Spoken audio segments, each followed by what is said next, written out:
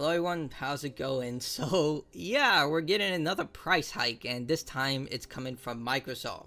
So Microsoft raises the price of all Xbox consoles. Xbox games confirmed to hit $80 this holiday. In an announcement today, the company said it will be raising prices on Xbox consoles, controllers, headsets, and some games. The price hike for consoles and accessories kicks in today, May 1st, and while game prices will stay the same for now, we expect to see that Xbox charging $80 for new first-party games around this holiday season. Price increases are taking effect globally, with the exception of headset prices, which are going up in the US and Canada. So these are the prices. Xbox Series S. This is a lot of money. $380 from $300. Remember, the Xbox Series S is a trash console. We've heard so many reports of people who are developing games for the Xbox Series S just because the console is just pure trash. And now $349 to $429. Xbox Series X, $450 to $550. Series X, $500 to $600. The X 2 terabyte, $600 to $730. Dear Christ almighty. And this comes from the fact, look, they know this is trash to the point that they actually omitted the original prices from their official website. This is when you go to the official Xbox website and they tell you the prices. Notice how they don't list the old prices. Like, wow, that is a level of scumbaggery that I have never seen. And yes, this is going to push people to Game Pass more than ever because, you know, Game Pass, you can play on anything, including your PC. But the thing is, they've raised Game Pass prices so many times. Right now, it's like $22 with tax. I'm almost certain if they could, they're probably going to raise it to $30. Like $30 a month to play online. That's more than the console cost itself for a yearly subscription. And it's going all over the board. Sony raised prices in all their consoles outside the United States, but then raised the price for PlayStation Plus from $60 to $80, $90 to $135. It's just like, where is this going to stop?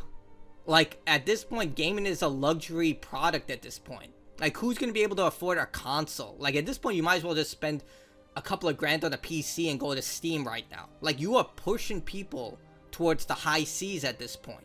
Like, why would they pay this much? And by the way, if you use Game Pass, you don't really even own your games anymore. Like, even if you buy a physical game like Halo Infinite, Starfield, or upcoming Nintendo games, they're not entirely on the disc or cartridge anymore.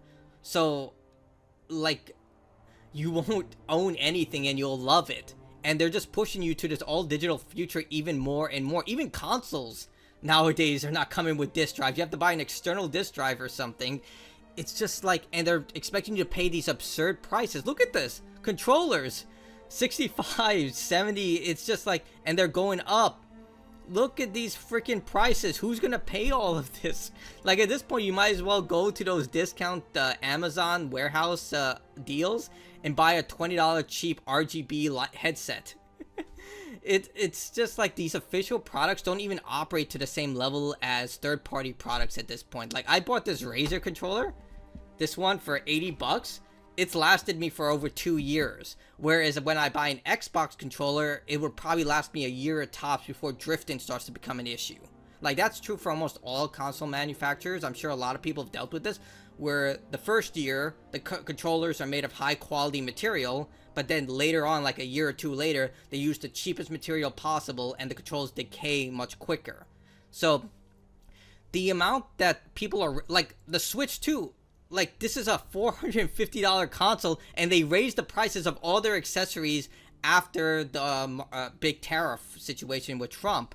And now with games now $80 for titles you don't even own the full physical release. When is this going to stop? As I stated, they've already raised Game Pass prices multiple times. What's stopping them from raising it to $30? And it's just going to keep getting worse. We understand that these changes are challenging, and they made with careful consideration given the market conditions and the rising cost of development. That is BS. That is complete BS. Do you not see how many microtransactions they shove into single-player games nowadays? Like, yes, you get the rare example like Ghost of Tsushima, but then you have games like Halo Infinite where there's just like they just shove you into the microtransaction store. Granted, the multiplayer is free to play, but you get what I'm saying. Like, it's just, hey, if we charged more money, I remember this, like back on the Xbox 360, PlayStation 3 days, when we were about to go into the PlayStation 4 and Xbox One era. I can't remember where I saw this, but I remember someone was talking about it. One of these publishers, EA or someone, like, if they charged $80, they would not put microtransactions in the game. That is BS, because the second they raise prices like this, they are never going to go down. They rarely ever, like, I shouldn't say never, they rarely ever go down. And it just, like, I remember what Legendary Drop said. He said that this may give rise to competitive pricing like during the Sega Genesis and Super Nintendo days. If you don't know what I'm talking about, you're not old like me, go look up like 1995 Toys R Us ads or stuff like that. Just Google that.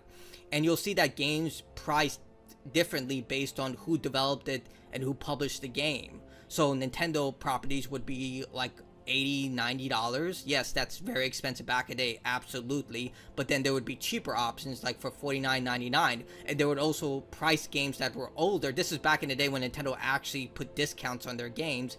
A game that was over a year old, they would undercut the competition by selling it for like $49.99, like Super Mario 64 or Mario Kart 64, because, you know, they want to sell as many more copies as they can. But even if this gives rise to competitive pricing, I feel like it's going to just be such a high cost to enter gaming, because consoles used to be the budget-friendly option. They used to be the option where you just bought a PlayStation or an Xbox or a Nintendo console, and it worked. You can put a game into it, and it will function. Like, yeah, there are glitches and stuff like that, but you know what I'm saying. Like, you could put a copy of Far Cry 3, and it would play. But it won't be to the highest fidelity as you would be on PC. But now, when you make PC the more viable option, or you have to invest about $1,000 for a good PC, like, you've missed the plot line now. Like, this is going to cause more people to go to PC, which I think is way better at this point. I've been playing more PC games more than ever. A lot more indie gems are there. And you're going to force people to go into the roads of saying, you know what, fuck it, I'm not going to purchase this anymore.